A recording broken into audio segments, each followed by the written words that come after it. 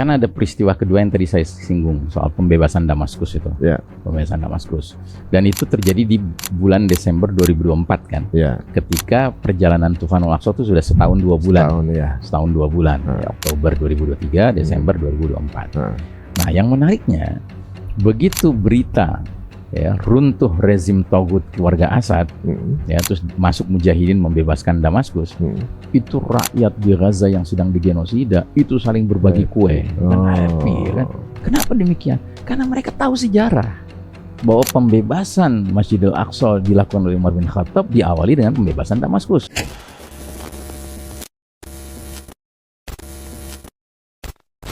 Ini era peralihan ini. Ya, kayak tadi kan ungkapan 4 ulama Arab kontemporer tadi. Nahnu fi akhir zamanil istid'af. Kita ini sudah di ujung dari era keterpurukan.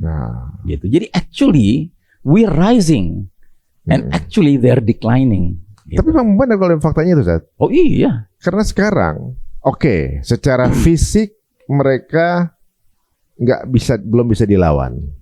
Mereka ngelakuin ini nggak bisa dilawan. Mereka membuktikan kalau mereka pelaku kejahatan, mereka nggak bisa dilawan. Tapi secara nama mereka jatuh. Ya.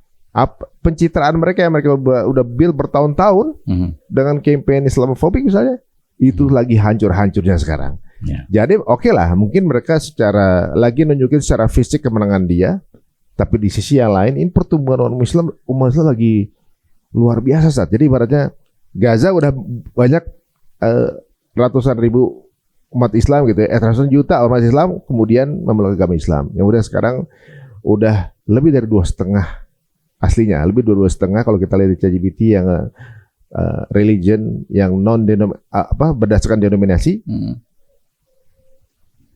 Al-Sunnah tertinggi saat ini, gitu kan? Karena kepercayaan lain itu kumpulan dari denominasi, gitu kan? Nah. Pertumbuhannya pesat dan adanya files ini tambah pesat lagi dikarenakan ada tokoh politik Islam di sana, tapi pemuka agama atau ulamanya agama lain ada di sana, tapi Islam nggak ada. Betul. Alhamdulillahnya di situ. Kita belum melihat yang 3 juta file aja sih. Tapi sejauh ini udah menjadi satu dakwah juga ternyata. Maksudnya hidayah juga buat orang lain, membuktikan bahwa yang mereka lakukan diharamin sama Islam apa yang mereka jalankan, dan sampai nggak ada ulama-ulama Islam yang mau ikutan di acara itu.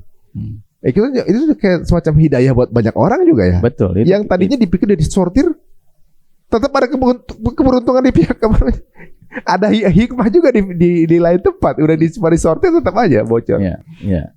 Jadi makanya ada analisa bahwa surat Al-Isra ayat ke-7 atau ke-5 itu yang berbunyi fa idza jaa wa'dul akhirah liyasu'u wujuhakum, ini lagi lagi nyala nih ayat ini nih, ya.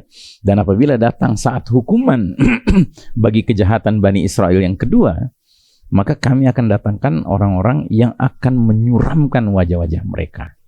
Lagi suram. Ini lagi tahap ini. Jadi tahap drop mereka punya pencitraan tuh, drop mereka punya pencitraan. Mereka di mana-mana sekarang dikutuk, di mana-mana mereka di negate, ya kan, ditolak begitu kan. Mereka masuk ke restoran diusir sama pengunjung restoran lainnya, kalau nggak bisa juga pemilik restoran yang ngusir gitu kan. Ada acara Grammy Awards, Super Bowl, itu pelakunya non Muslim semua, itu artis yang lakuin tuh. Udah menjelekkan mereka sendiri gitu. Betul. Betul ya, sembari Free Palestine ya, diteriakkan begitu. Nah, yang menarik ya, ayat ini menyebutkan 3 hukuman Allah nantinya. Ini baru yang pertama nih, yaitu merusak wajah mereka, ya kan? Nah, ini sekarang lagi terjadi nih. Nah, yang kita lagi tunggu nih yang kedua, ya kan? Kemudian yang kedua penasaran jadi kalian akan memasuki masjid sebagaimana yang dahulu memasuki masjid. Artinya apa? Terjadi tahrir Masjidil Aqsa, pembebasan Masjidil Aqsa. Ini tahap kedua. Tahap kedua pembebasan Masjidil Aqsa. Ya, jadi tahap pertama rusak citra mereka, ya opini berbalik gitu ya, mereka dikutuk di mana-mana. Sebagaimana Allah mengutuk al-maghdubi alaihim, kaum yang dimurkai Allah. Sekarang umat manusia juga memurkai mereka. Ya kan, yang enggak memurkai mereka adalah yang sejenis dengan mereka, yaitu penguasa-penguasa yang memang mainnya sama mereka. Lewat island ini diantaranya kan begitu. Nah, nanti tahap berikutnya ya kan, kita akan membebaskan Masjidil Aqsa insyaallah. Saya ada yang skip tadi. Yang pertama adalah memuramkan wajah mereka. Yang kedua kita akan masuk ke masjid mereka, ya kan? Yang berarti kita bebaskan. Oh, yang ketiga baru memerdekakan. Yang ketiga enggak, yang kedua masuk dan membebaskan itu. Nah, yang ketiga nanti itu disebutkan dengan bahasa waliyutabbiru ma'alau takbira, dan akan membinasakan sehabis-habisnya. Jadi binasakan, sisa-sisanya tuh dihabisi. Gitu. Jejak mereka, jejak kezaliman mereka, keburukan mereka, kesesatan mereka, kerusakan mereka akan dihabisi. Gitu. Wah, itu mungkin di era di mana mereka yang sembunyi di goa-goa juga akan ketahuan ya. Tapi tadi ada menarik waktu Antum bilang kita sedang menunggu tamu agung dan kita harus mempersiapkan sebelum kedatangannya. Itu dimaksud Imam Mahdi atau? Tamu agung itu Ramadan. Oh, Ramadan. Iya. Soalnya di sisi lain, Ustaz, mereka juga sedang menunggu tamu agung. Tamu agung versi mereka. Masyayah. Yang mereka harus menyiapkan tempatnya. Nah, tempat yang mereka targetkan Masjidil Aqsa. Yeah. Dan mereka sedang menyiapkan dari Bait Solomonnya itu untuk kedatangan tamu agung versi mereka kan.